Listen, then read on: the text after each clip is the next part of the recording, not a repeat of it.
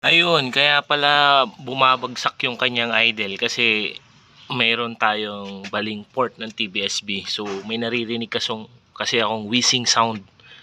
Tapos kapag kine-check ko yung yung vacuum, tinignan ko yung vacuum is bagsak. So nahuli ko siya. Ayun, isang port ng TBSB. Ayan. Hindi ganong makita. Ayun. Ayun. Kita ko siya. So, ito yun. Ayan. Nandoon. So, I think this is sa ano to, AAP. O, tignan na lang natin mamaya. Ayan. O, i-start ko ha. O, ayan. Start ko yung sasakyan.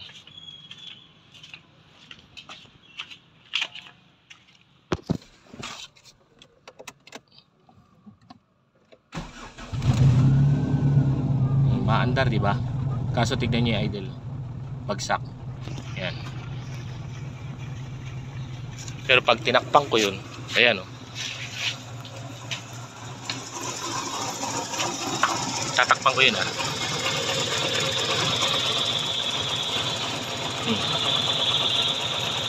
Hindi na siya mamamatay. Wishing sound, lakas o.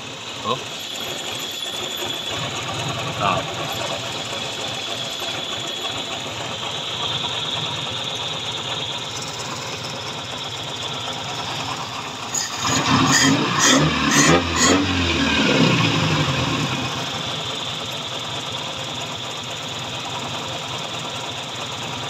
Ayan. Tingnan nyo. Tingnan natin yung vacuum gauge.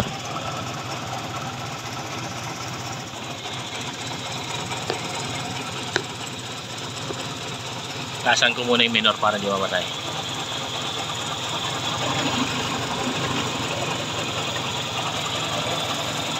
Manginig yung sasakyan. Tingnan nyo ha. Ayan. Ayan. Oh, ayan ha.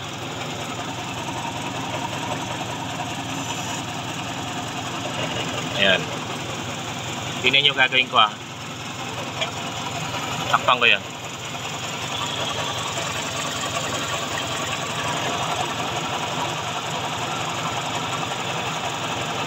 Malikot. Kailangan patiplayin. May vacuum leak. Ayan. So ayan. Diyan yung sira niya. Ayan.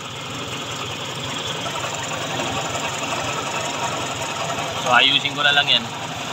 So ayan.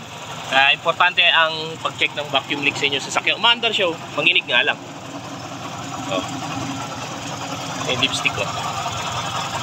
Manginig. Tapos yung vacuum. So ayan. Bigyan ko ng idea. Tignan nyo maigay kung may vacuum leak ang inyong sasakyan. Malaking factor. Umaandar yung sasakyan. Pero manginig. Ayan o. So ayusin ko lang to. Siguro lalagyan ko ng papasakan ko yun tapos lagyan ko ng sealant para hindi magkaroon na ng vacuum leak. Malaking factor yan o. Umaandar yung sasakyan. So yun lang mga kabasyong. Maraming salamat. God bless.